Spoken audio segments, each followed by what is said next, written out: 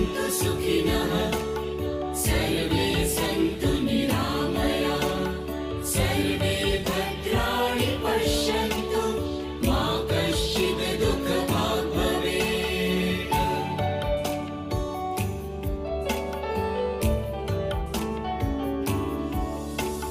सुखों का सागर तू, सभी का रहबर तू, सदा ही छलकाए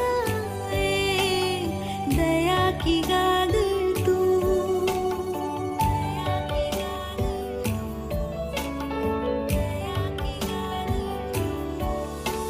सुखों का सागर तू, सभी का रहबर तू, सदा ही छलकाए दया की गागर तू। सुख हो सभी के जीवन में, दुख न समाए कभी मन में। जीवन कंचन हो जाए, वरदान दे ऐसा तू। ॐ सर्वे भवन्तु सुखिनः सर्वे सन्तु निरामयाः सर्वे भद्राणि पश्यन्तु मा कश्चित् दुःखभाग् भवेत्।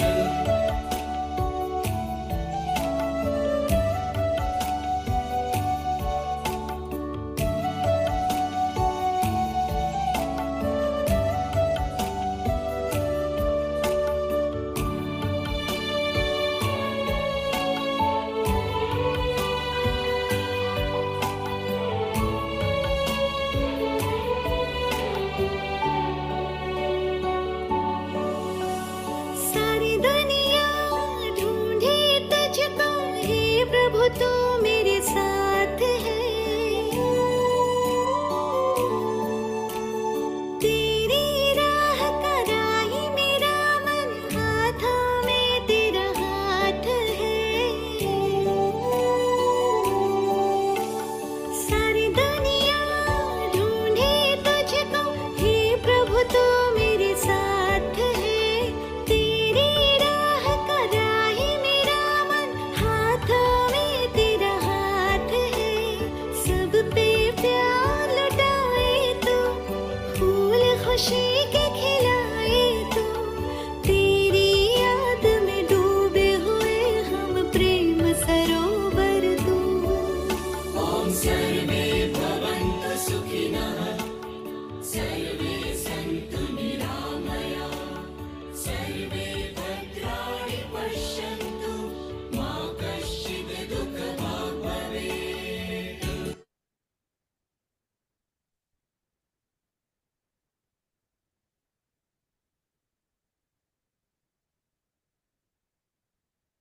ओम शांति। वेलकम भाई जी। आज ओम शांति। ओम शांति।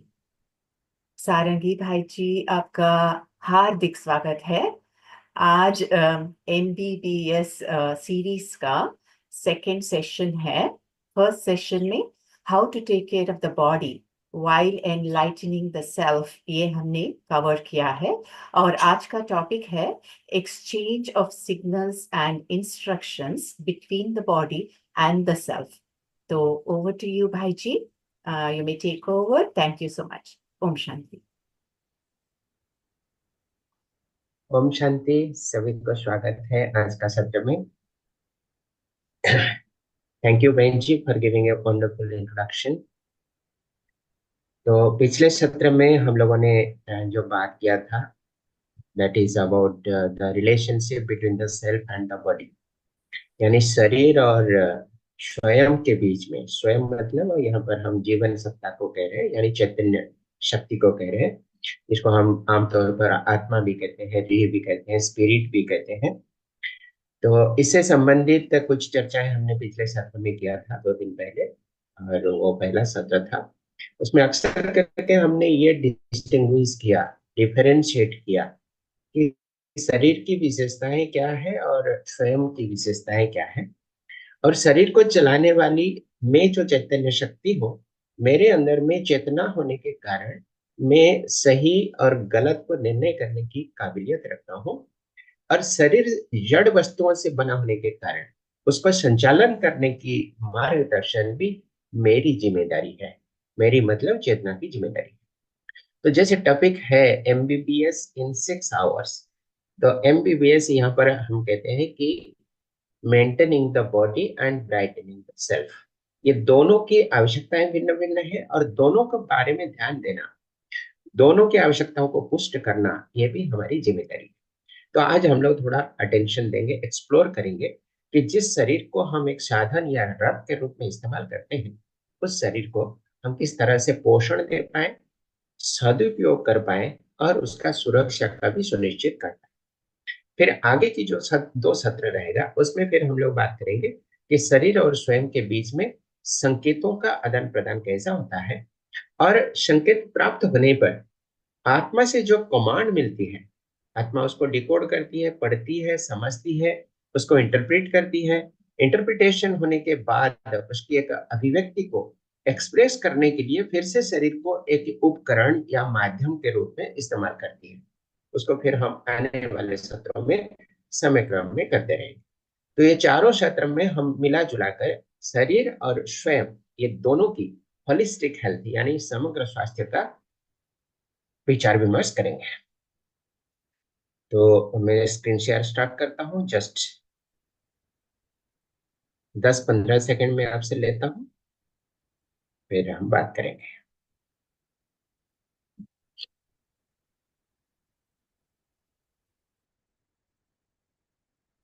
मुझे लगता है स्क्रीन आपको विजिबल हो रही होगी।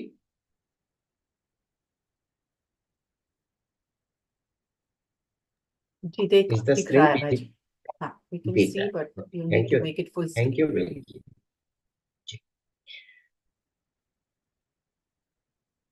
बड़ी स्क्रीन कर देता हूँ इसको।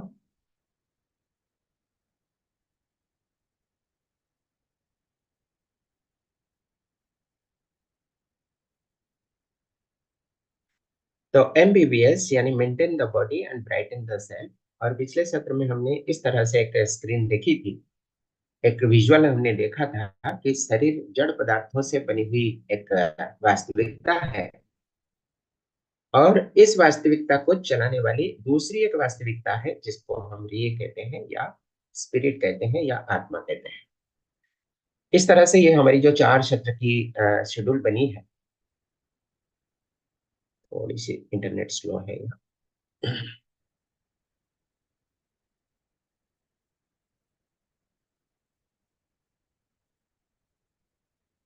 जी, इस तरह से हमारी शेड्यूल थी। डे 1 का शेड्यूल था 2 तारीख को, आज सेकेंड डे है। और आज हम लोग बात करेंगे maintaining the body for holistic health. फिर आगे चल के हमारी जो एक्सचेंज ऑफ सिग्नल्स है वो भी रहेगा, इसी सीरीज में वो आएगा।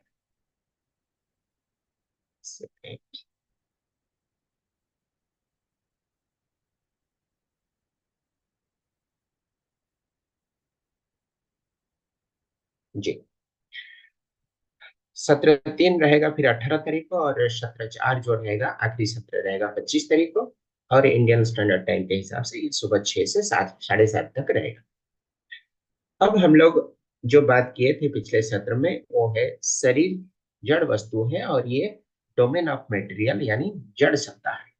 और इस जड़ सत्ता को चलाने के लिए डोमेन ऑफ कॉन्शियसनेस यानी चैतन्य शक्ति की आवश्यकता पड़ती है। और यही चेतना ही सही गलत के निर्णय करने की काबिलियत रखता है। और शरीर का सदुपयोग करना या दुरुपयोग करना, शरीर का संवर्धन करना या शरीर को हानि पहुंचाना, शरीर का सुरक्षा करना या शरीर के बारे में ध्यान नहीं देना, ये सब कुछ डिपेंड करता है स्वयं के ऊपर, यानी मैं चैतन्य शक्ति ही इसका निर्णय लेता हूँ। इसीलिए कहा जाता है कि मैं ही दृष्टा हूँ, मैं ही करता हूँ और मैं ही भोगता हूँ। क्योंकि जो भी चीजों के आस्वादन में करता हूँ या करती हूँ, मुझे वो आनंद मिलता है। मुझे मतलब मैं चैतन्य शक्ति उसकी आस्वादन के आनंद उठा लेती हूँ। मैं दृष्टा हूँ यानी देखने वाली मैं हूँ। आंखें सिर्फ मेरे लिए एक साधन है या माध्यम है। कर्ता भी मैं हूँ।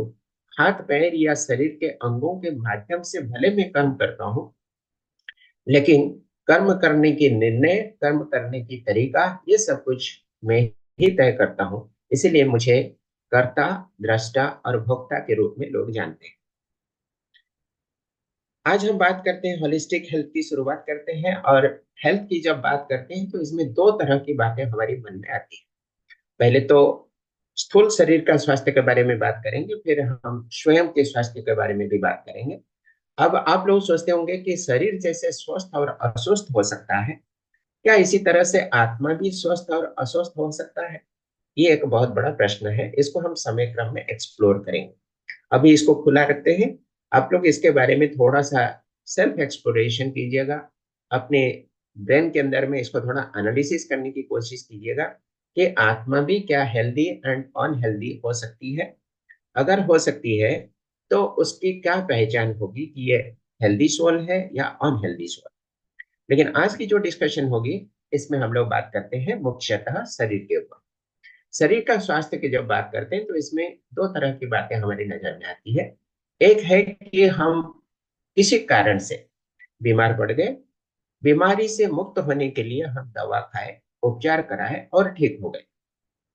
इस चीज को हम लोग कहते हैं क्यूरेटिव अप्रोच। क्यूरेटिव मतलब बीमारी से क्योर होना, आरोग्य प्राप्त करने की ये एक विधि है, ये एक तरीका है। दूसरी तरीका है कि हमें ऐसे दिनचर्या अपनानी है, ऐसे भोजन क्रम रखना है, ऐसे हमारी आचार व्यवहार यानी हमारी आचरण ऐसी हो, जीवन जीने की तरीका ऐसी हो जो हम कभी बीमार पड़े ही ना। हमेशा के लिए हम स्वस्थ रहें, शारीरिक रूप से, मानसिक रूप से, आध्यात्मिक रूप से। इसको हम लोग कहेंगे प्रिवेंटिव थेरापी यानी प्रिवेंटिव हेल्थ अप्रोच। अब आप लोग बताइए कौन सी चीज आपको पसंद लगता है, आपको सहज रूप से कौन सी चीज स्वीकृत लगता है। यानी हमें क्यूरेटिव अप्रोच अच्छा लगता है या प्रिवेंटिव अप्रोच अच्छा लगता है? आप अनम्यूट करके बता सकते हैं, चैट बॉक्स में भी लिख सकते हैं।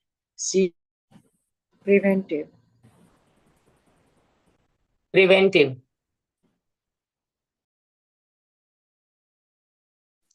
प्रिवेंटिव।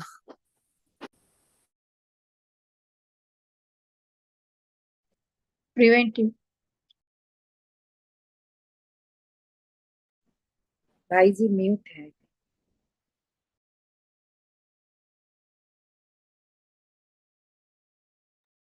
भाई जी आपकी आवाज नहीं सुनाई दे रही है, आप म्यूट है शायद।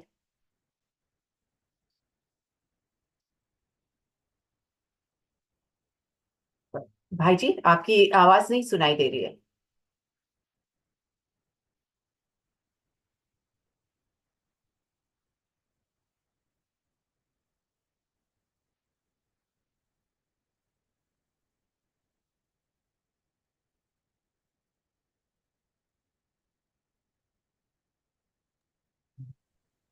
हाँ, अभी आवाज आ रही है?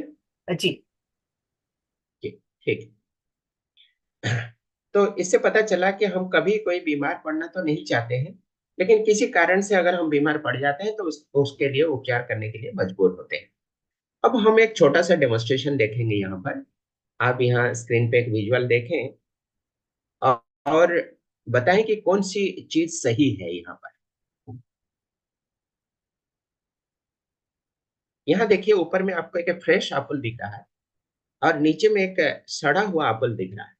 दोनों एप्पल आपको दिख रही होगी। अब मैं ये दोनों के बीच में एक इंसेक्ट यानी कीड़ा को छोड़ता हूँ। जिंदा कीड़ा है। अब ये कीड़ा के पास फ्रीडम है यानी स्वतंत्रता है कि ये या तो ऊपर में ताजा फल की ओर जा सकती है या तो नीचे में जो सड़ा हुआ फल है उसके तरफ भी जा सकती है। इसके लिए दोनों पाथ ओपन है, फ्रीडम है। अब बताइए कि ये कीड़ा अक्सर करके कहाँ जाना चाहेगा, ऊपर या नीचे? नीचे। मोस्टली नीचे। नीचे। मोस्टली मोस्टली नीचे ही नीचे जाएगा। नीचे जाएगा। क्यों जाएगा नीचे में, क्या कारण है इसका?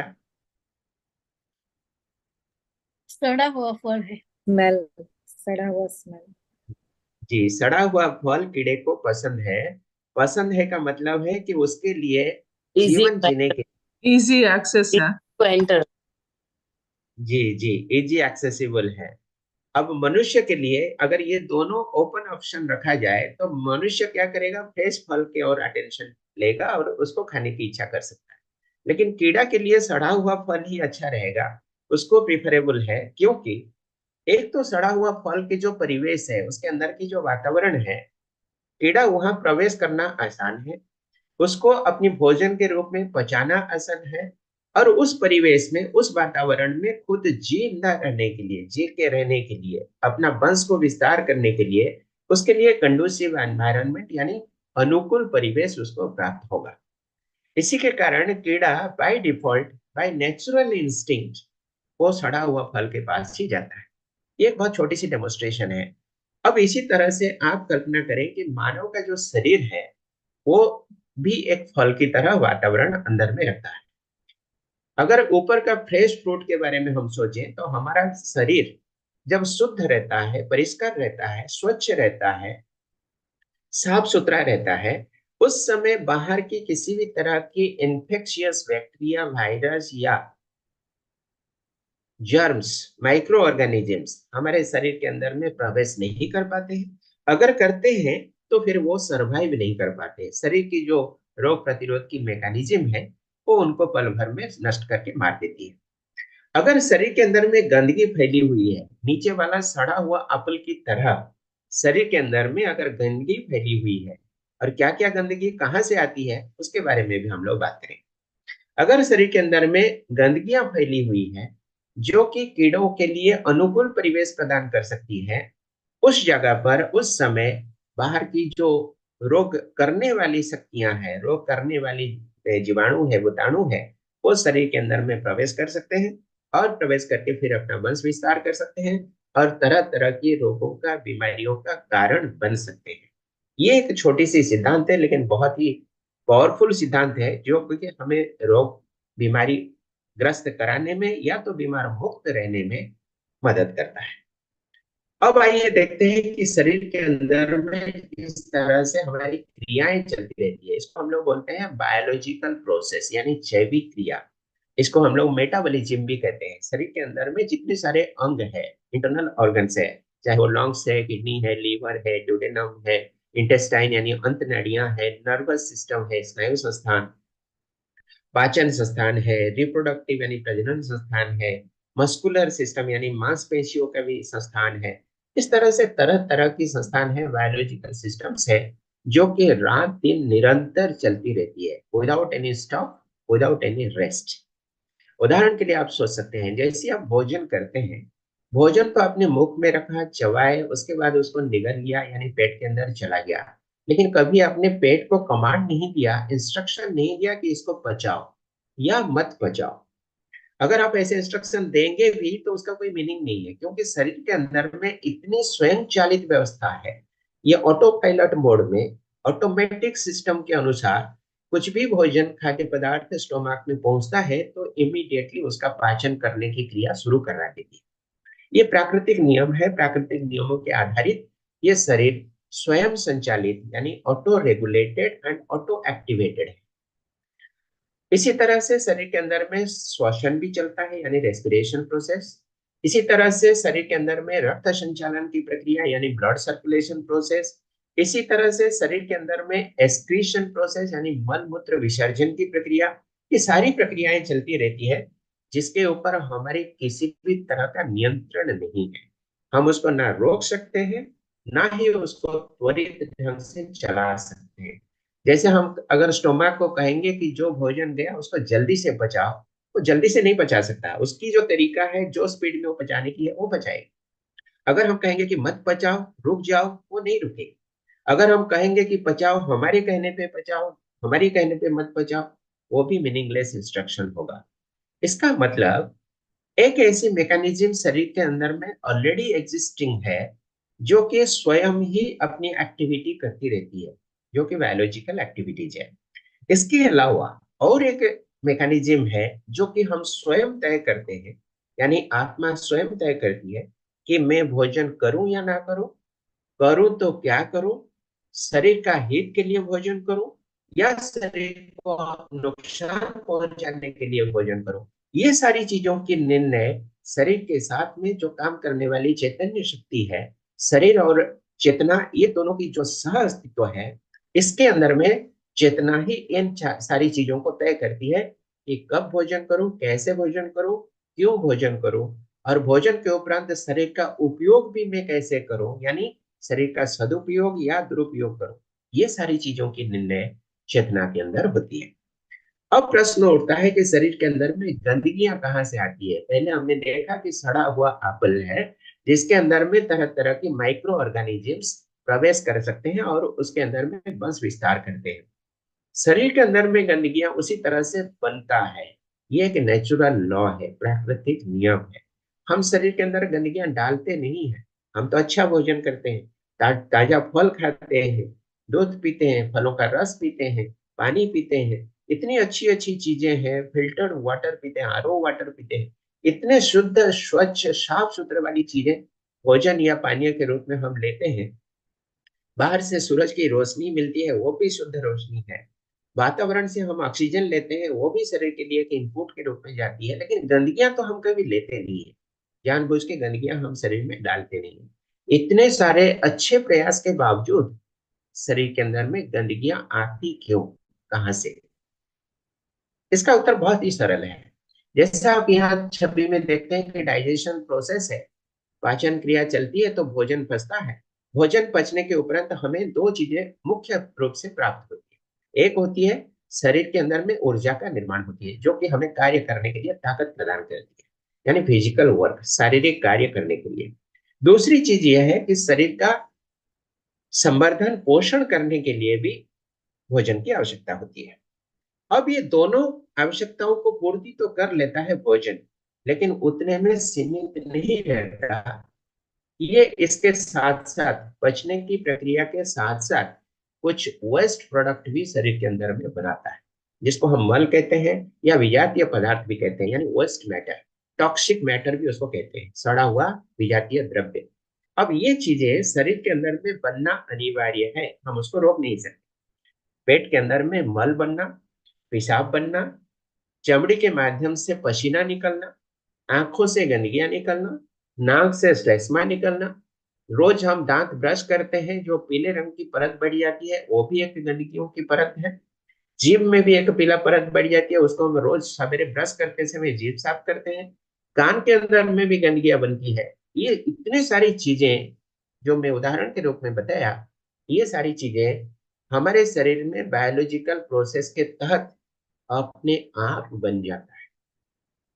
इसको हम ना रोक सकते हैं, ना प्रकृति इसको रोकेगी। प्रकृति का ये प्राकृतिक नियम आधारित है, और प्रकृति इतनी पावरफुल है, इतनी जुडिशियस है, दूरदृष्टि संपन्न है, और हमारे जैसे ऐसे रचनाओं को, क्रिएचर्स, जो भी जीव है इस धरती पर, मनुष्य से लेकर पशु पक्षी तक, सबके शरीर के अंदर में इस तरह की विजातीय पदार्थ बनता ही है।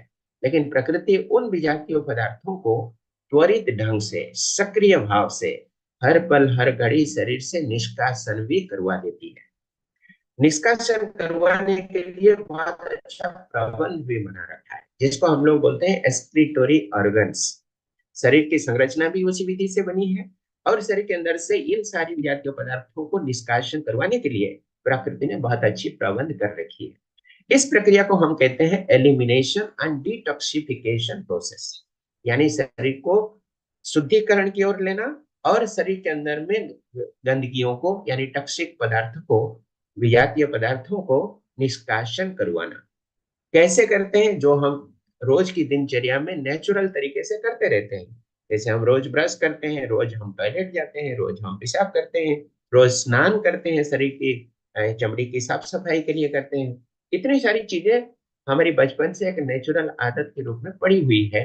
हमें बस इतना ही ध्यान देना है कि इस प्राकृतिक तरीका और प्राकृतिक विधि को हमें कोई छेड़छाड़ नहीं करनी।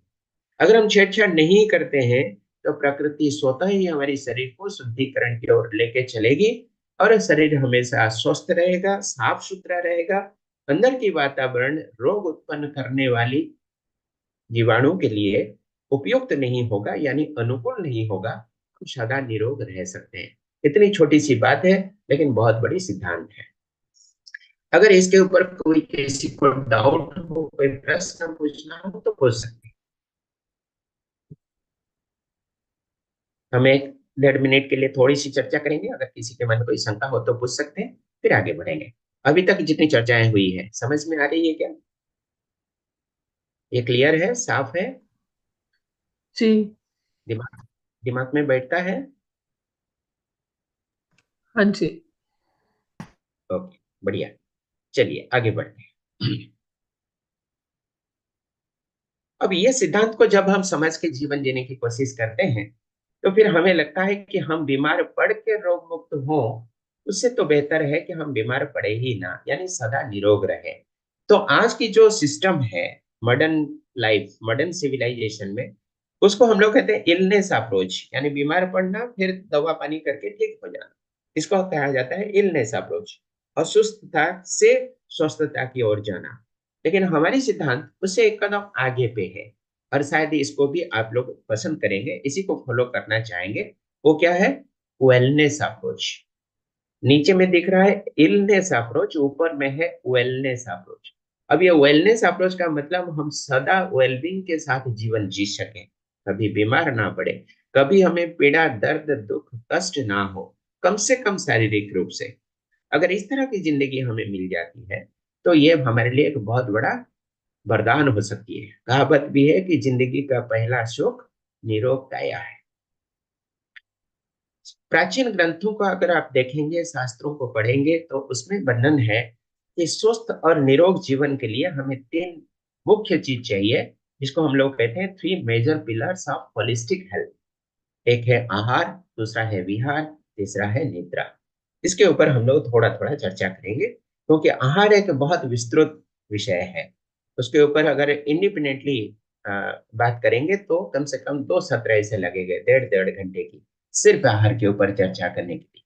कौन सी आहार करें, कौन सी आहार ना करें, कब करें, कैसे करें, और फूड का कॉम्बिनेशन कैसा होना चाहिए। रोटी खाते हैं, चावल खाते हैं, सब्जी खाते हैं, पापड़ खाते हैं, दही खाते हैं, सलाद खाते हैं, किसके साथ में किसको मिला के खाना अच्छा है, किसके साथ में किसको मिला के खाना अच्छा नहीं है। ये छोटी छोटी सिद्धांत को भी अगर हम ख्याल रखते हैं तो बीमार मुक्त रहने में ये मदद करता है। इसको हम लोग कहते हैं डाइट सिस्टम। दूसरी बात है लाइफ स्टाइल, यानी विहार, हमारी दिनचर्या, रहन सहन, ये कितनी व्यवस्थित होनी चाहिए, कैसी होनी चाहिए। अक्सर करके ये प्राकृतिक नियम के आधारित अगर है तो फिर हम स्वस्थ रहने में हमें सपोर्ट मिलती है, प्रकृति हमें सपोर्ट करती है। और तीसरी बात जिसके ऊपर ज्यादातर हम इग्नोर करते हैं, या ज्यादातर इसी के ऊपर हम छेड़छाड़ करते हैं, क्योंकि आज जिस तरह की भाग दौड़ की जीवन है सभी का, बहुत सारे काम है लेकिन समय की कमी है, इसलिए ज्यादातर हम कटौती करते हैं नींद के ऊपर। नींद के साथ ज्यादातर कंप्रोमाइज करते हैं। बहुत सारे लोग, बहुत सारे हमारे भाई बहने कहते हैं कि हम तो 3-4 घंटे सोते हैं, पर्याप्त होता है, हमें दिन भर सक्रिय रहने में कोई दिक्कत नहीं होती, हम सिर्फ 3 घंटे रात को सोते हैं। लेकिन हमारी सिद्धांत ये है, प्राकृतिक नियमों के जो सिद्धांत है वो कहती है कि नींद पर्याप्त रूप से होनी चाहिए। अब वो पर्याप्त की मात्रा क्या है वो आगे चल के हम बात करेंगे। पर्याप्त रूप से होनी चाहिए, और क्वालिटी ऑफ स्लीप, यानी नींद की जो गुणवत्ता है वो भी एकदम फर्स्ट क्लास होनी चाहिए, यानी साउंड स्लीप होनी चाहिए। टीवी देखते देखते सोना, मोबाइल में बात करते करते सोना, म्यूजिक सुनते सुनते सोना, कुछ सोच विचार को लेके डूबे हुए स्थिति में सोए रहना, और गहरी नींद कभी लग जाना, उसका पता ही नहीं चलना, ये सारे योगियों का नींद नहीं होता है, ये सब भोगियों का नींद है। योगी और भोगी, और तीसरी कैटेगरी है रोगी। रोगी, भोगी और योगी, इस तरह से तीन तरह के लोगों के बारे में शास्त्र में भी वर्णन किया गया है, हमारे ज्ञान में भी इसी तरह से कहा जाता है कि रोगी जो है वो हमेशा सोए रहने के लिए मजबूर होता है, उसके पास और कोई ऑप्शन नहीं है, क्योंकि शरीर में पीड़ा है, दर्द है, कष्ट है, बीमार ग्रस्त है, इसलिए वो सोने के लिए मजबूर है। और जो भोगी है वो भोजन करते रहते हैं, गरिष्ठ भोजन करते हैं, राजसिक भोजन, तामसिक भोजन करते हैं, और पेट भारी होने के कारण उनका इमोशनल कंडीशन भी भारी होता है, और उस भारीपन के कारण वो भी ज्यादातर सोए रहते हैं। और तीसरे कैटेगरी के लोग हैं जो योगी हैं। योगियों का भोजन तामसिक राजसिक नहीं बल्कि सात्विक भोजन होता है, शुद्ध होता है, प्राकृतिक होता है, और ताजा होता है, जो कि शरीर को तंदुरुस्त रखता है, शरीर को हल्कापन प्रदान करता है, शारीरिक और मानसिक रूप से स्वस्थ रहने में मदद करता है, और गहरी नींद पल भर में लाने में मदद करता है। बिस्तर पे सोते ही नींद लगती है और वो शांति की नींद है जिसको हम लोग साउंड स्लीप कहते हैं। और नींद से जगते समय भी किसी भी प्रकार की भारीपन नहीं होता। नींद से जगते समय कोई अलार्म की जरूरत नहीं पड़ता। सूरज की रोशनी पड़े तब नींद खुले ऐसी आवश्यकता नहीं होती। बड़े नेचुरल तरीके से जैसे ही सोते समय हम संकल्प करके सोते हैं कि हमें 6 घंटे या 7 घंटे 8 घंटे सोनी है, उसी तरह से शरीर के अंदर में एक बायोलॉजिकल क्लॉक ऑटोमेटिक फिट हो जाती है और एग्जैक्टली उसी समय शरीर के अंदर में प्राकृतिक रूप से घंटी बजती है और नींद से हमें जगा देती है। हमने कभी जिंदगी में अलार्म देकर नींद से उठने की प्रयास नहीं किया। जब हमें पता चला कि गहरी नींद से उठने के लिए अलार्म देकर सोना उतना अच्छा आदत नहीं है, यानी गहरी नींद से सडनली एक ब्रेक हो जाती है, अब्रप्ट ब्रेकेज ऑफ स्लीप हो जाती है, डिसकंटिन्यूएशन ऑफ स्लीप होती है, वो एक अच्छी आदत नहीं है। तब से हम अलार्म के द्वारा, चाहे वो मोबाइल से हो चाहे घड़ी से हो, अलार्म देके सोना या अलार्म के जरिए उठना, उस आदत को हमने छोड़ दिया। ये लगभग 25 साल पहले की बात हम कह रहे हैं। हम क्या करते हैं, सोते समय बहुत ही शुद्ध मानसिकता के साथ एक संकल्प शरीर को देते हैं, अपनी चेतना के अंदर में इंस्टॉल कर देते हैं। इसको हम लोग कहते हैं सॉफ्टवेयर इंस्टॉलेशन या ब्रेन कंडीशनिंग भी आप कह सकते हैं, ऑटो सजेशन भी आप कह सकते हैं। ऐसे एक सजेशन देते हैं कि हमें इतने बजे बड़े प्रेम के भाव से, शांति भाव से नींद से जगा दें। प्रकृति को हम ये निर्देश देते हैं और प्रकृति अपने आप कंट्रोल करके हमारी नींद को जगा देती है। बहुत ही शांतिपूर्ण वातावरण, शांतिपूर्ण तरीके से हल्के भाव से हम उठते हैं। उठते समय किसी भी तरह की भारीपन नहीं होता। तो ये 3 चीजों को प्रमुख रूप से बताया गया है शास्त्रों में। अब ये तीनों में से थोड़ा थोड़ा हम चर्चा करेंगे आज। यहाँ पर देखिए, आपको स्क्रीन पे दिख रही है कुछ कपड़े हैं, शर्ट है, फ्रॉक है, साड़ी है। अब मान लीजिए कोई शर्ट में कुछ डैमेज हो गया, फट गया, चिर गया, या फ्रॉक में कहीं कुछ डैमेज हो गया, साड़ी में कहीं कुछ डैमेज हो गया, उसको आप रिपेयर करना चाहते हैं, मरम्मत करना चाहते हैं, तो किससे मरम्मत करेंगे? आपके पास कितने सारे ऑप्शन है, मैं एक एक बता रहा हूँ, आप सही ऑप्शन चुनिएगा। कपड़ों को मरम्मत करने के लिए यानी रिपेयर करने के लिए हमें प्लास्टिक से करनी है, मिट्टी से करनी है, मेटल से करनी है, या कपड़ों से करनी है? मैं फिर से पूछता हूँ, कपड़े में किसी भी तरह का अगर डैमेज हो, फट जाए, उसको हम रिपेयरिंग करेंगे या सिलाई करेंगे तो मिट्टी से करेंगे, प्लास्टिक से करेंगे, गोबर से करेंगे, धातु से करेंगे, या कपड़े से ही करेंगे? कपड़े से। कपड़े से कपड़े से। बहुत कपड़े अच्छा, से। कपड़े से ही करेंगे। दूसरा प्रश्न, अगर हमारी टाइल्स की फ्लोर है, इस तरह से टाइल्स लगी हुई है, मोजाइक की फ्लोर है, और उसमें कुछ डैमेज हो गया, उसके ऊपर कुछ भारी चीज गिर गई और फ्लोर डैमेज हो गया, उसको किससे रिपेयरिंग करेंगे? कपड़े से, कागज से, प्लास्टिक से, धातु से, गोबर से, या टाइल से? टाइल से। टाइल से। टाइल से। Very good. अब तीसरा और आखिरी सवाल, घर के अंदर हमारी कुछ फर्नीचर है, ऐसे टेबल, चेयर, बेंच, डेस्क वगैरह है जो कि लकड़ी से बनी हुई है, उसको कीड़ा खा गए, कुछ डैमेज हो गया, पैर हिलता रहता है, हिलता डुलता रहता है, गिर जाने की डर रहता है, उसको हम मरम्मत करना चाहते हैं, किससे करेंगे? टाइल से करेंगे, कपड़े से करेंगे, प्लास्टिक से करेंगे, कागज से करेंगे, या लकड़ी से ही करेंगे? लकड़ी से ही करेंगे। लकड़ी से। लकड़ी से। बहुत बहुत अच्छा। तो इससे एक चीज आप लोग समझ सकते हैं कि कपड़े की रिपेयरिंग कपड़े से ही होगी, यानी धागे से होगी, फैब्रिक से ही होगी, तो उसकी बेस्ट रिपेयरिंग होगी। टाइल्स की रिपेयरिंग करेंगे तो टाइल से ही होगी, बेस्ट रिपेयरिंग होगी। अगर लकड़ी के मटेरियल है, वुडन फर्नीचर है, उसकी रिपेयरिंग करेंगे तो वही वुड से यानी लकड़ी से ही होगी, तो बेस्ट रिपेयरिंग। अगर लकड़ी के फर्नीचर को हम कपड़े से मरम्मत करें, या हम कपड़े की वस्त्र को हम टाइल से मरम्मत करें, या टाइल्स के जो फ्लोर है उसको लकड़ी से मरम्मत करें, तो काम शायद चल जाएगा लेकिन ये टिकेगा नहीं, उस तरह से काम नहीं होगा। जितना परफेक्ट काम उसी मटेरियल से करेंगे तब बनेगा, यानी लकड़ी को लकड़ी से, सीमेंट को सीमेंट से, कपड़े को कपड़े से, कागज को कागज से।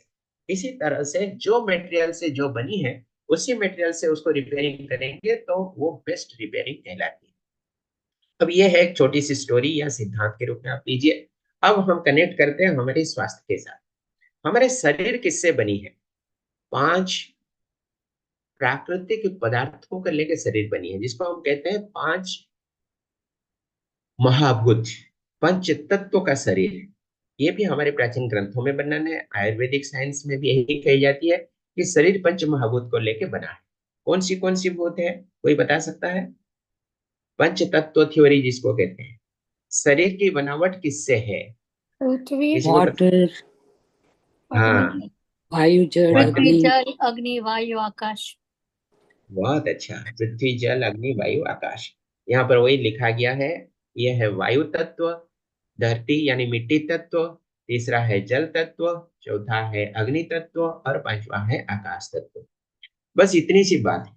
अगर हम इतने ही चीजों को ख्याल में रख लें, इसके बारे में थोड़ी सी जानकारी कर लें, ये हमारे शरीर और मन के साथ में कैसे इंटरेक्ट करते हैं, हमारे साथ में कैसे भावों का आदान प्रदान करते हैं, प्राकृतिक विधि से शरीर को कैसे पोषण मिलता है, शरीर का इन तत्वों के साथ में किस तरह से इतनी क्लोज संबंध है, करीब की रिश्ता है, इतना अगर हम समझ जाएं, उतना ही ख्याल रखें, तो दुनिया में कोई ताकत नहीं है जो हमें बीमार कर सके।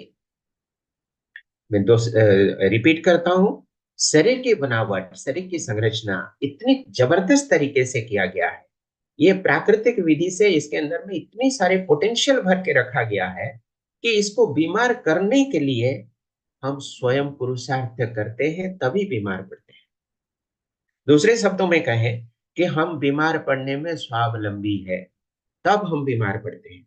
अगर हम ऐसे प्रयास नहीं करेंगे तो प्राकृतिक तरीके से प्रकृति कभी हमें बीमार नहीं करती। इतनी अच्छी प्रिंसिपल है, इतनी अच्छी सिद्धांत। आइए इसी को हम एक्सप्लोर करते हैं कि ये पंच महाभूत हमें कैसे मदद करते हैं। सबसे पहले हम बात करते हैं वायु तत्व का, एयर। सभी को एयर चाहिए, यानी ऑक्सीजन सभी को चाहिए, या किसी को बिना ऑक्सीजन से भी काम चल जाता है? सभी को चाहिए। ऑक्सीजन चाहिए सभी को या किसी सभी को चाहिए। जी, ऑक्सीजन के बिना कोई भी प्राणी जीवित नहीं रह सकता। अब ये ऑक्सीजन हम लेते हैं तो कैसे लेते हैं, लेना कैसे चाहिए, इसके ऊपर थोड़ा बात करेंगे। देखिए जो लिखा है स्क्रीन पे आप देख रहे हैं, एचबी का मतलब हीमोग्लोबिन के अंदर में एक छोटा सा कण है, एक पार्टिकल है, जिसके कारण रक्त लाल रंग का दिखता है, ये हीमोग्लोबिन है। अगर हमारे शरीर में हीमोग्लोबिन की मात्रा कम हो जाती है तो हम रक्तहीनता का शिकार हो जाते हैं, यानी एनीमिया की बीमारी कहलाती है।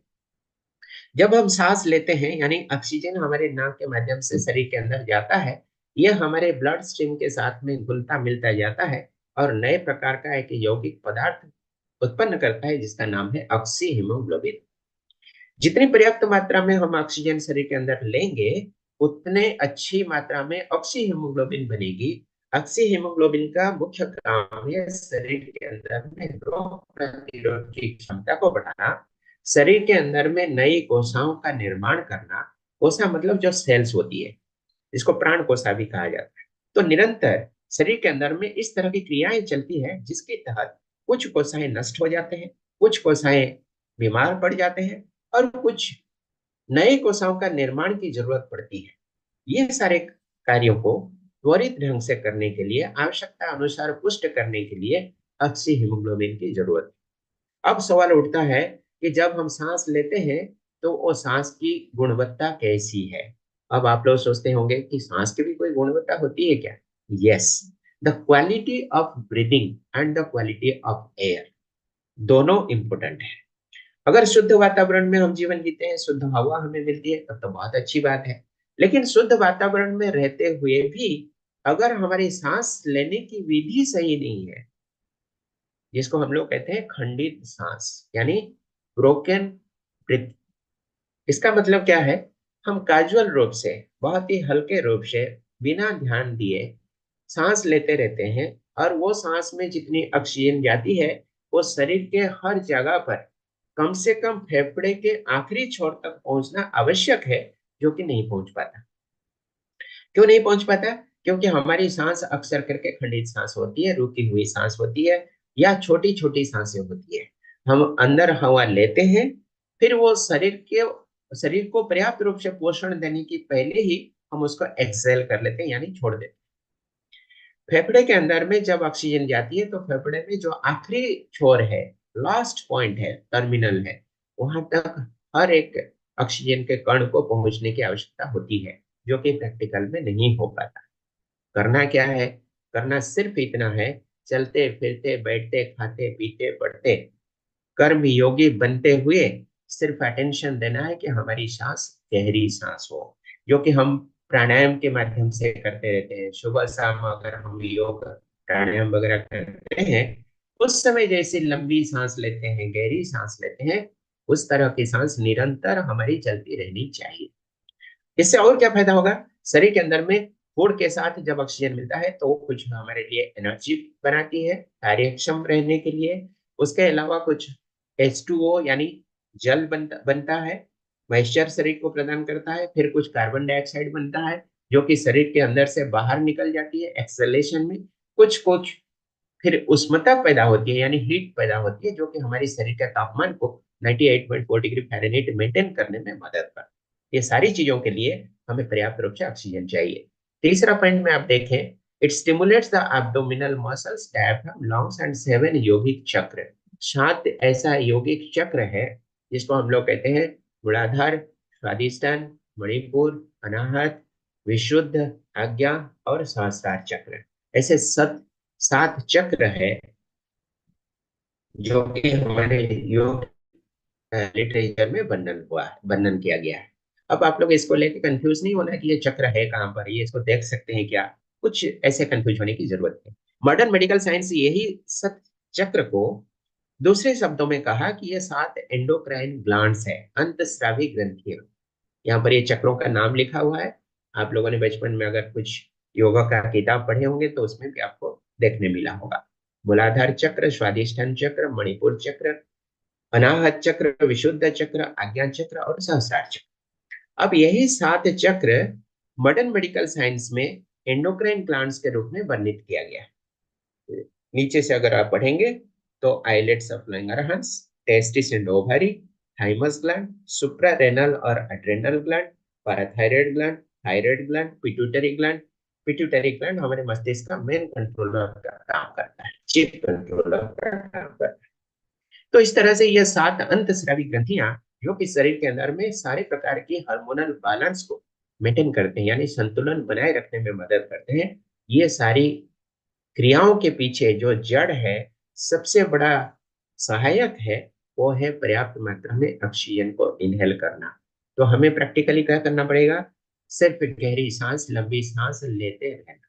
शुरू शुरू में 1-2 हफ्ते आप अटेंशन देके इसको अभ्यास करें, उसके बाद ये नेचुरल तरीके से प्राकृतिक विधि से स्वतः चलने लगेगी। तो एक तत्व हमारे शरीर में समाहित होने लगेगा, प्राकृतिक विधि से हम जीवन जिएंगे। और ये जो पंच महाभूतों में से पहला भूत है, एक तत्व है, प्राकृतिक तत्व है, नैसर्गिक तत्व है, वो है वायु तत्व। इससे हमें पर्याप्त रूप से पुष्टि मिलेगी। दूसरा तत्व की ओर चलते हैं, यह है धरती तत्व यानी मिट्टी तत्व। मिट्टी तत्व का एक मुख्य प्रतीक है हमारी भोजन, वो भी मिट्टी तत्व का प्रतीक है।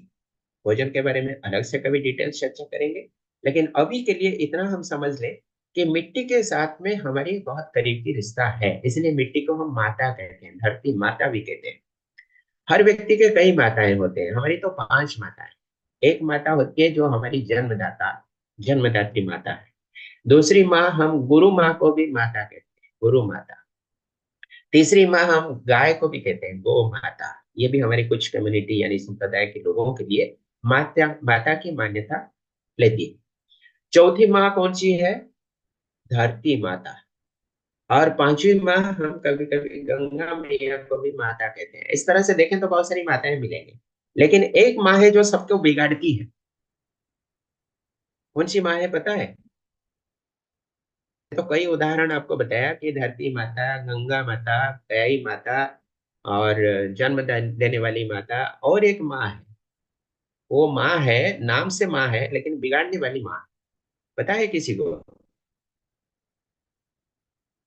ग्रैंड माँ है क्या? वो है सिली। वो है सिनेमा। सिनेमा आखिरी में माँ है ना, लेकिन सिनेमा से आजकल हमें क्या देखने मिलता है? हिंसा की चरित्र देखने मिलता है, ईर्ष्या, द्वेष, लड़ाई झगड़ा, नफरत, यही सब चीजें हमें देखने के लिए मिलता है।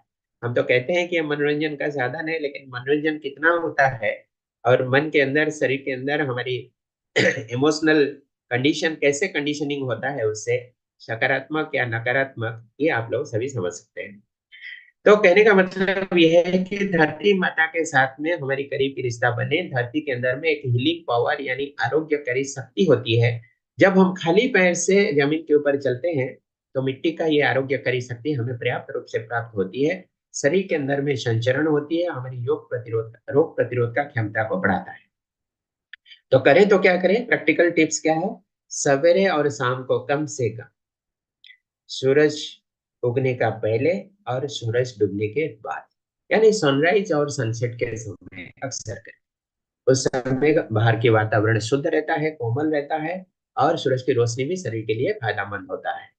उस समय खाली पैर पे जमीन पे चले। अगर जमीन के ऊपर हरियाली घास हो तो फायदा डबल होता है, और इस तरह की हरियाली घास में अगर रात की ओस की बूंदें पड़े हो तो उस समय फिर फायदा 3 गुना हो जाती है।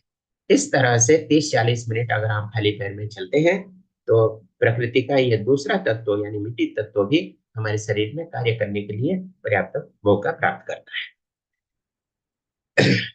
तीसरा चीज है, तीसरी तत्व है जल तत्व। सभी को जल चाहिए या बिना जल से भी काम चल जाएगा? सभी को चाहिए। चाहिए। सभी सभी को चाहिए। बहुत सुंदर। अगर हमें भोजन ना मिले एक टाइम के लिए या एक दिन के लिए तो शायद हम जी लेंगे। महात्मा गांधी जी थे, वो बिना भोजन किए 90 दिन का उपवास करने की रिकॉर्ड है। इसका मतलब शरीर के अंदर में ठोस भोजन ना डाला जाए तो भी शरीर इतनी जल्दी से आसानी से मरता नहीं है, जी सकता है। लेकिन पानी अगर ना डाला जाए तो बहुत बड़ी मुसीबत हो जाएगा। 90 दिन तो बहुत दूर की बात है, एक दिन भी अगर शरीर में पर्याप्त रूप से पानी ना मिले तो शरीर में फिर डिहाइड्रेशन हो जाएगा और तरह तरह की और समस्याएं उत्पन्न होने लगेंगे। तो शरीर में जल की आवश्यकता है, और शरीर की जो संरचना है उसमें कहा जाता है कि 70% से अधिक मात्रा में जल उपलब्ध है, मॉइस्चर कंटेंट है शरीर में। तो इसलिए हमें पर्याप्त रूप से पानी रोज पीना चाहिए। एक स्वस्थ व्यक्ति है, हेल्दी अडल्ट है, अगर कोई विशेष रूप से बीमारी उसके शरीर में नहीं है तो नॉर्मल कंडीशन में साधारण तौर पर उसको 8 से 10 ग्लास पानी पीना चाहिए दिन भर में। और पानी की एक दूसरी फायदा है कि जितनी पर्याप्त रूप से आप पानी पिएंगे, ये शरीर के अंदर में अच्छी ढंग से धुलाई करने में मदद करता है, निष्कासन प्रक्रिया को त्वरित करता है, डिटॉक्सिफिकेशन प्रोसेस को एक्सेलरेट करता है यानी बढ़ावा देता है। इतने इसके फायदा है। लेकिन पानी पीने की भी कई विधियां हैं, अच्छी अच्छी विधियां हम बताते हैं आपको एक दो पॉइंट। एक तो भोजन करते समय पानी नहीं पीना, भोजन के तुरंत बाद में भी पानी नहीं पीना। ऐसे करने पर क्या होता है, भोजन को पचाने के लिए जो हमारी सालाइवरी ग्लैंड यानी लार की सिक्रेशन होती है मुख से, उसकी सिक्रेशन में बाधा उत्पन्न होती है क्योंकि उसमें जल घुल मिल जाता है। इसलिए भोजन पूरे रूप से पचता नहीं है, आंशिक रूप से पचता है। शरीर के रूप में ज्यादा भार पड़ता है शरीर के ऊपर, पाचन तंत्र के ऊपर, और भोजन से जो पोषण तत्व हमारे शरीर में उपयोग होना चाहिए वो आंशिक मात्रा में उपयोग होता है, बाकी तो सिर्फ मल मार्ग में फिर से विसर्जित हो जाता है। तो पानी पिए तो भोजन के 1 घंटा पहले पिए या तो 1 घंटे के बाद पिए, ताकि पानी का फायदा शरीर को मिलेगा और सलेवरी ग्लैंड भी भोजन के साथ घुलता मिलता जाएगा, पचाना आसान होगा और पूरे रूप से सारे के सारे न्यूट्रिएंट्स यानी पोषण तत्व शरीर में उपलब्ध रहेगा। सवेरे उठ के जब हम खाली पेट में, उठते ही खाली पेट में लगभग 3 ग्लास पानी पीते हैं, और पानी का मतलब पानी, पानी की जगह पर चाय पीना, कॉफी पीना, जूस पीना या तो कुछ भी और चीजें पीना, वो पानी के जैसे फायदा नहीं देता। खास करके हम सुबह का बारे में बता रहे हैं, इसको हम लोग कहते हैं उषा पान। उषा पान का मतलब है मॉर्निंग ड्रिंक। ये बहुत ही प्राचीन युग से हमारे देश के जो ऋषि मुनि लोग हुआ करते थे, वो लोग इसको अपने जीवन में आजमा के देखा कि सवेरे जब खाली पेट में हम कम से कम 3 ग्लास पानी पीते हैं, थोड़ा सा प्लस माइनस हो सकती है, और अगर आप पहली बार शुरू करना चाहते हैं तो 2 ग्लास से लेके धीरे धीरे उसको 3 ग्लास तक बढ़ाएं। सवेरे खाली पेट में जब पानी पीते हैं तो शरीर के अंदर में धुलाई का काम करता है। जैसे कोई व्हीकल को हम गैरेज में लेते हैं, वाटर जेट क्लीनिंग कराते हैं, हाई प्रेशर वाटर जेट से क्लीनिंग कराते हैं, गाड़ी के अंदर में जो धूल है, ग्रीज है, गंदगियां है, उसको साफ करके चकाचक करते हैं हाई प्रेशर पानी से। उसी तरह से पानी सुबह अगर खाली पेट में पीते हैं तो शरीर के अंदर की धुलाई उतनी पावरफुल तरीके से प्रकृति करा देती है। आप इसको 3 दिन के लिए करके देखें, कल से शुरू करें, और 3 दिन के बाद में इसकी रिजल्ट कितनी इफेक्टिव है आपको पता चल जाएगा। पेट कितनी अच्छी ढंग से साफ होगी, और साफ होने के बाद दिन भर आपको कितनी सक्रियता का महसूस होगा, ताजगी महसूस होगी, रात की नींद कितनी अच्छी होगी, भूख कितना अच्छा लगेगा, और दिन भर आपको कितना लाइट फील होगी। ये सारी चीजें आप खुद ही परख सकते हैं। तो तीसरा तत्व है पानी। पानी के ऊपर भी ध्यान रखना जरूरी है, पर्याप्त मात्रा में पानी पीना चाहिए। अब आगे चलते हैं, चौथा तत्व है अग्नि तत्व। अग्नि तत्व को हम खा नहीं सकते, ये खाने वाली चीज है नहीं, लेकिन अग्नि तत्व की आवश्यकता अवश्य है। सूरज की रोशनी से हमारे शरीर के अंदर में ये अग्नि तत्व संचरित होती है। शरीर के तापमान 98.4 डिग्री फ़ारेनहाइट मेंटेन करने में ये अग्नि तत्व हमें मदद करता है, शरीर का तापमान को नियंत्रित रखता है। तो हमें क्या करनी है प्रैक्टिकली, रोज सवेरे या शाम को सनराइज और सनसेट के समय 30 से 40 मिनट इस तरह की कोमल रोशनी में खुद को बिठाना है। शरीर को पर्याप्त रूप से सूरज की रोशनी प्राप्त करने में मदद करना है। शरीर में जितने कम कपड़े हो उतना अच्छा है, क्योंकि इस कण कण में, चमड़ी के कण कण में ये सूरज की रोशनी भेद के अंदर तक पहुंचना चाहिए। ये अगर हम कर सकते हैं तो चौथा तत्व भी हमें मिल जाएगा। पांचवा तत्व जो है ये बहुत सेंसिटिव चीजें हैं, यानी नाजुक चीज है, बहुत ही संवेदनशील चीज है, लेकिन समझने की जरूरत है। वो क्या है? पांचवा तत्व है आकाश तत्व। आकाश तत्व को हमें प्राप्त करने के लिए अक्सर करके हम सोचते हैं कि आकाश का मतलब ऊपर में जो ब्लू स्काई दिखता है वही आकाश है। यहाँ पर वो आकाश की बात नहीं कही जाती है। यहाँ आकाश तत्व का मतलब फास्टिंग यानी उपवास करने के लिए कहा जाता है। जब हम उपवास करते हैं तो पेट के अंदर में जो शून्य स्थान हम छोड़ते हैं, बनाते हैं, वही हमारे लिए आकाश तत्व का काम करता है। तो नियमित रूप से कम हफ्ते में एक दिन, या तो 15 दिन में एक दिन, या तो महीने में एक दिन, जो जिसको सुइटेबल लगे, हमें उपवास करना चाहिए। उपवास करने की विधि, वैज्ञानिक तरीका, इसको अलग से कभी बात करेंगे, डिटेल में चर्चा करेंगे। लेकिन अभी के लिए बेसिक आइडिया इतनी हो जाए कि हम क्या और किस विधि से उपवास कर सकते हैं। एक नंबर विधि तो यह है कि हम पानी पी के उपवास कर सकते हैं, खाली पानी, जिसको हम लोग कहते हैं वाटर फास्टिंग। दूसरी तरीका हो सकती है कि जूस फास्टिंग, खाली फलों का या तो वेजिटेबल्स, शाक सब्जियों का रस पी के भी हम उपवास कर सकते हैं। तीसरी विधि ये हो सकती है कि हम सॉरी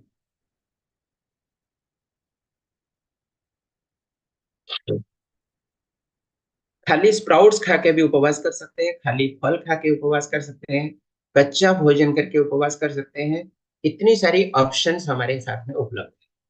मैं रिपीट कर देता हूँ, खाली जल पी के उपवास करना, खाली फलों का या तो सब्जियों का रस पी के उपवास करना, तीसरा है फलों का रस खा के पी के उपवास करना, चौथा है कच्चा भोजन करके उपवास करना, और पांचवा है अंकुरित चीजों को खा के उपवास करना। लेकिन ये पांचों में से जो बेस्ट है वो है जल उपवास। प्रकृति में उपलब्ध जितनी सारी फ्लूइड्स है, लिक्विड्स है, उसमें बेस्ट लिक्विड जो कि ह्यूमन हेल्थ के लिए सबसे अच्छा माना जाता है वो है पानी, पीने का पानी। अब सवाल उठता है कि हम एक दिन के लिए करें या 3 दिन के लिए उपवास करें या एक हफ्ते के लिए करें। ये तो अपने शरीर के ऊपर, अपनी मनोबल के ऊपर डिपेंड करता है। हम तो यही रिकमेंड करेंगे कि अगर आप पहली बार करने जा रहे हैं, जिंदगी में शुरुआत करना चाहते हैं, तो एक दिन भी नहीं, आधा दिन का उपवास करें। आधा दिन का मतलब या तो सिर्फ लंच को ड्रॉप कर देना, या तो सिर्फ डिनर को ड्रॉप कर देना, या तो सिर्फ ब्रेकफास्ट को ड्रॉप कर देना, वही पर्याप्त है। और ड्रॉप करने के बाद आपको अगर लगता है कि हम कुछ भोजन करें, तो अगला भोजन सिर्फ रसाहार हो या तो फलाहार हो। ये फास्टिंग को सपोर्टर के रूप में काम करता है, शरीर की धुलाई में मदद करता है, निष्कासन प्रक्रिया को त्वरित करता है।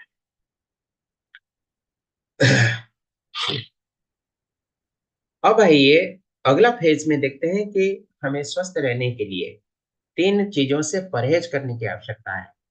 ये 3 चीजों को सफेद जहर या स्लो पॉइजन भी हम कहते हैं, एनर्जी एडजस्टर भी कहते हैं, जो शरीर के अंदर की जो एनर्जी है, ताकत है, ऊर्जा है, उसको धीरे धीरे धीरे धीरे घटाती चलती है। एक नंबर है शुगर, दूसरा है सल्ट, तीसरा है मैदा। ये तीनों देखने में व्हाइट कलर का है।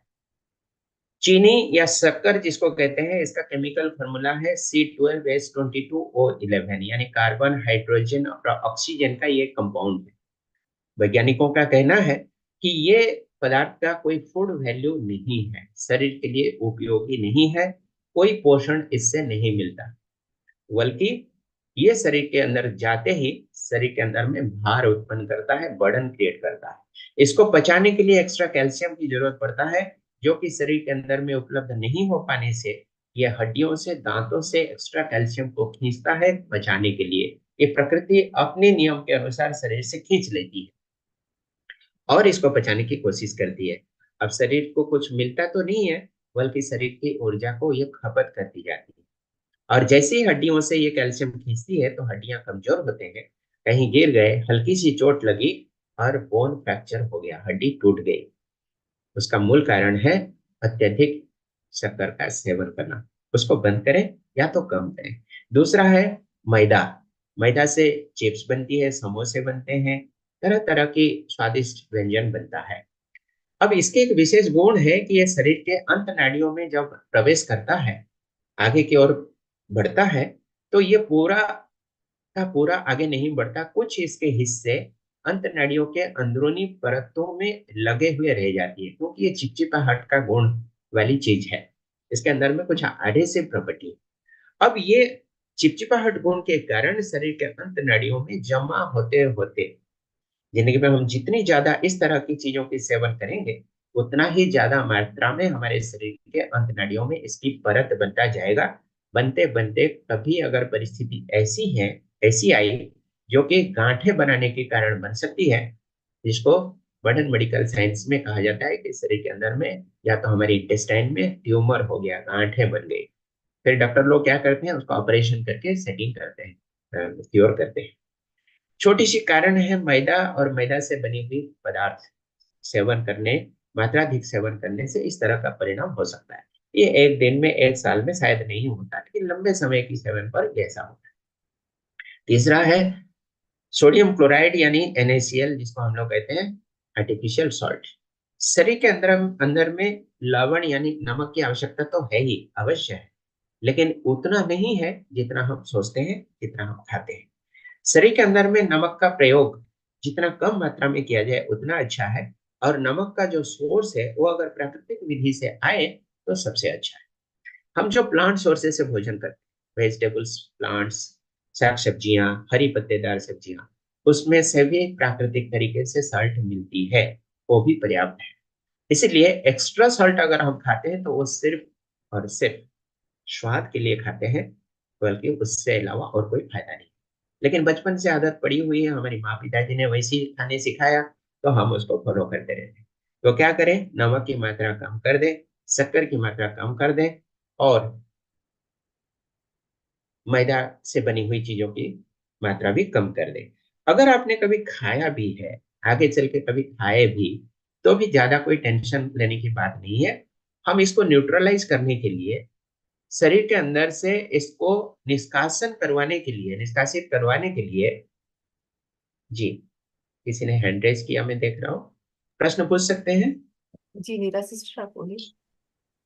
जी हाँ भाई जी आपने नमक के बारे में बताया कि जो वेजिटेबल्स है सर्टन उसमें से नमक आ जाता है, जी लेकिन हमारा अनुभव ये रहा है कि जब कभी आ, नमक नहीं खाते हैं तो फिर ऐसे जैसे क्रेविंग सा अनुभव होता है कि कुछ नमकीन खाए, तो सॉल्टी खाने से फिर वो जो सिंकिंग फीलिंग होती है वो चली जाती है। तो क्यों ऐसा क्यों? क्योंकि हम हैबिचुअल हो गए हैं ऊपर से ये आर्टिफिशियल सॉल्ट खाने के लिए। जी, बहुत अच्छा सवाल है दीदी। एक्चुअली बचपन से हमारी माइंडसेट ऐसी बनी हुई है कि हमें नमक खाना चाहिए। पेरेंट्स ने भी वैसे ही सिखाया हमें, हमारी दिनचर्या बन गई। एक बात। दूसरी बात है कि कुछ ऐसी जगहें हैं या स्थितियां हैं जहां पर हम शौक से भी नमक खाना प्रेफर करते हैं। जैसे मूंगफली खा रहे हैं उसके साथ भी नमक खाना, दही खा रहे हैं उसके साथ में भी नमक खाना, गुपचुप या भेलपुड़ी खा रहे हैं उसके साथ में एक्स्ट्रा थोड़ा नमक डाल देना। हमें लगता है कि इससे टेस्ट बढ़ जाता है, और मानसिकता ऐसे होने के कारण हमें लगता है कि इसका टेस्ट बढ़ भी गया। लेकिन शायद ही हम अटेंशन देते हैं कि ये शरीर के लिए कितना फायदा करेगा या नुकसान करेगा। तीसरी बात यह है कि जैसे आयोडीन युक्त सल्ट, टाटा नमक, इस तरह के बहुत सारे विज्ञापन हम देखते हैं टीवी में, न्यूज़पेपर में, ऐसे तक कि डॉक्टर लोग भी रेकमेंड करते हैं।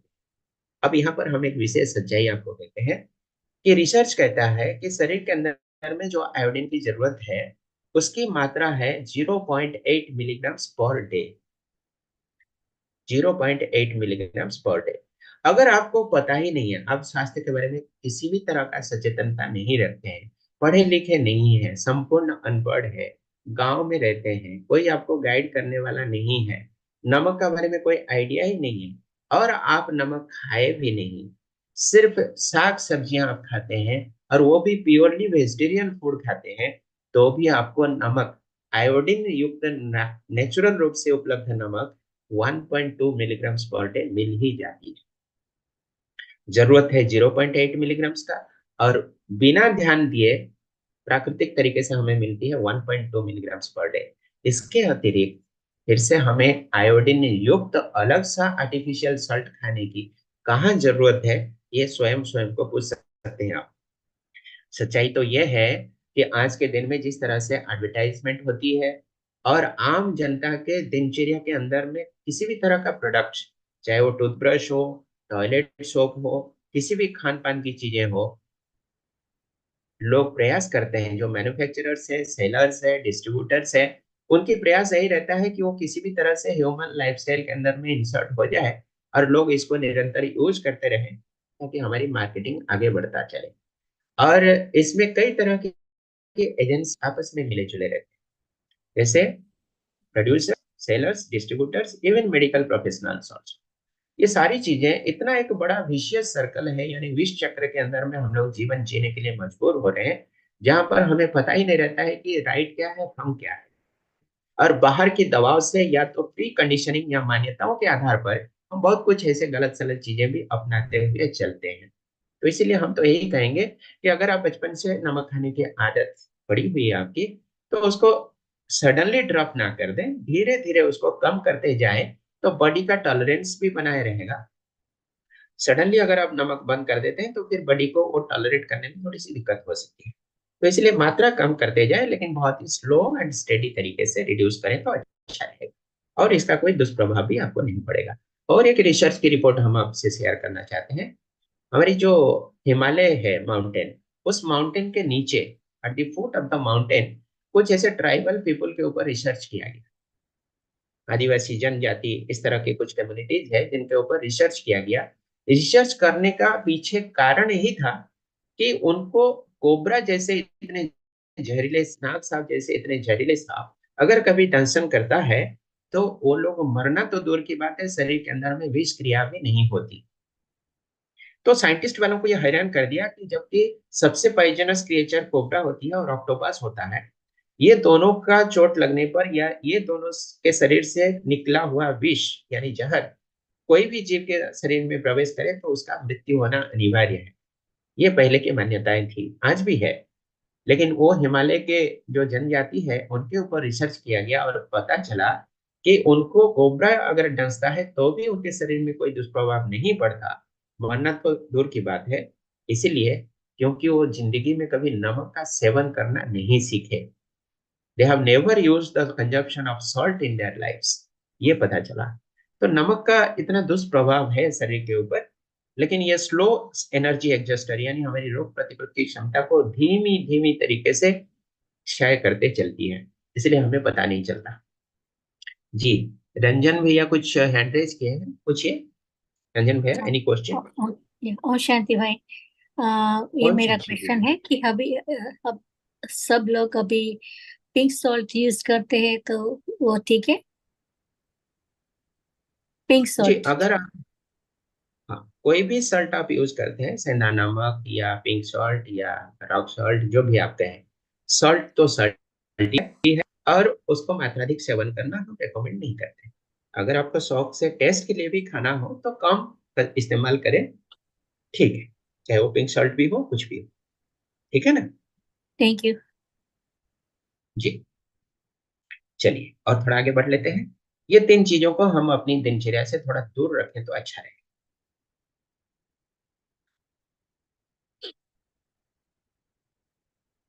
तो हम भोजन में क्या करें उसके ऊपर भी थोड़ा सा चर्चा करेंगे।